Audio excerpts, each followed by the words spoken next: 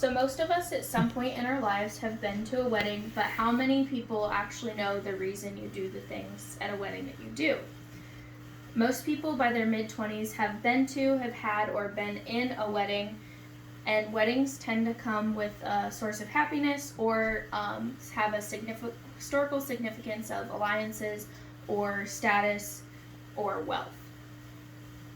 Weddings are full of tradition and history, from all the way from the engagement to the pre-wedding celebrations and all the way to the honeymoon. Come with me as we dive into the traditions and history of what some people call their biggest and best day of their lives. In the engagements the engagement ring comes from ancient Egypt. It comes in a typical full circle ring and they exchange rings of love, and the band is a continual circle as it stands for eternity of life and love. Another common tradition coming back from the 15th century is what's called posy rings, and those rings have a saying or a small poem written inside. Those have come back and are common today and are also used as people put their wedding dates or the date they were engaged, or even the significant other's name in the ring. With these rings, they also state that diamonds grew their popularity during the 19th century, and the ring finger is used, the fourth finger on your left hand is used because it has a nerve or a vein that connects to your heart, and that dates back to the Egyptian times. Some of the wedding prep that you do that is traditional is the bridesmaids and getting bridesmaids. Oftentimes bridesmaids served as decoys so the bride wouldn't be robbed as they were traveling to the wedding. They also commonly wore the same color as the bride so that evil spirits would be distracted and didn't attach to the bride. They would attach to the bridesmaid instead.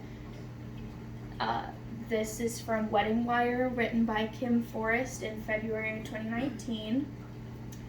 Once finished with the wedding prep, it's time to start the celebrations. The bridal shower is the next thing to happen before the wedding. It is traditionally used as a fundraising event for the dowry, which was traditionally given to the husband as payment for taking on the burden of a wife. This came from World Bride magazine in August of 2014. The bridal shower term shower also comes from that brides were showered with gifts and money. After the celebration is done, it is time for the big day. A common phrase that most people know about their wedding is something old, something new, something borrowed, and something blue. But over time, an extra part of that has been dropped off, and that is a sixpence in your shoe.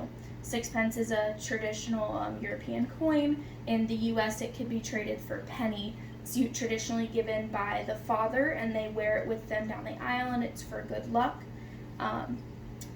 The Knot wrote in 2020 that something old is used to ward off the evil eye and protect future kids. Something new is for optimism for the future.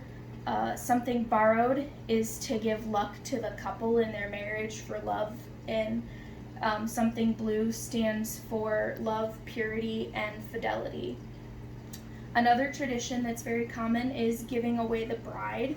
It used to be that the father was giving them to the groom as it's now your property. Now it's commonly used more so that the father approves of the wedding and the union of the couple. Another traditional thing is the white dress, which is historically was not common until it was worn by Queen Victoria, and then after that everybody wanted to wear white dresses to match her, and now it has a sign of purity.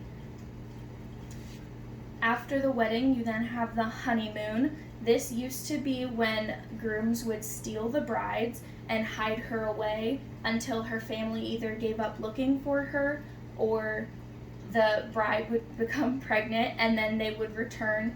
It also, during Victorian times, became like a wedding tour. They would go around and visit the family that weren't able to make it to the wedding.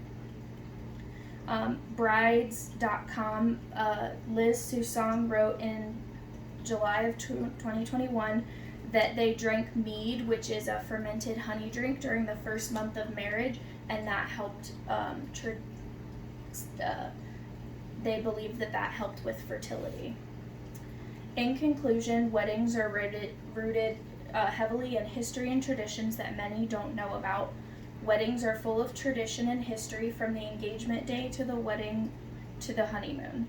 Lots of traditions come from luck or warding off evil spirits, and it's interesting how many have different meanings than from what they do today.